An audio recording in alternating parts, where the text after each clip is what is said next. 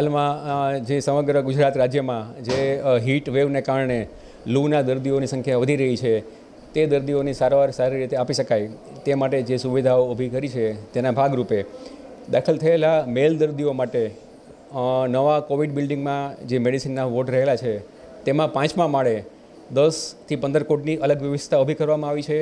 Female દર્દીઓ માટે એ જ બિલ્ડિંગમાં 3જા માળે આ પ્રમાણે 10 થી 15 દર્દીઓની સુવિધા ઊભી કરવામાં આવી છે.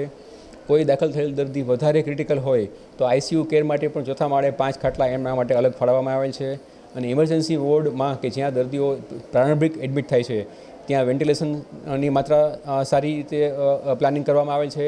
ત્યાં મોટા ફેન મૂકવામાં આવેલ છે જેથી કરીને ત્યાં પણ કોઈ અસુવિધાઓ ન થાય. આ પ્રમાણે તમામ સુવિધાઓ તંત્ર દ્વારા એલર્ટપૂર્વક વધારવામાં આવી છે, જે જાણ સારું. ખાસ કરીને ટ્રોમા વોર્ડ અને મેડિસિન વોર્ડમાં મોટા જેમ્બો પંખા રાખવા પડતા છે. એના માટે એ પંખા એટલા માટે કે આ જે દર્દીઓ લાગીને આવે છે ત્યારે ઓલરેડી એ લોકોની હાલત એટલી ખરાબ નથી હોતી આવે ત્યારે એની જલ્દી રિકવરી થાય એ માટે જે સારવારનો પ્રોટોકોલ છે એ પ્રમાણે એને પૂરું વેન્ટિલેશન મળે, આઈવી ફ્લુઇડ તરત સ્ટાર્ટ થઈ જાય અને મોટા એનું જે કુલિંગ દર્દીને તાત્કાલિક કુલિંગ કરવાનું હોય છે એ કુલિંગ માટે મોટા ફેનની વ્યવસ્થા કરવામાં આવી છે જેથી એની સારવાર જેટલી બને એટલી ઝડપી અને વધારે સુચારુ રીતે થઈ શકે.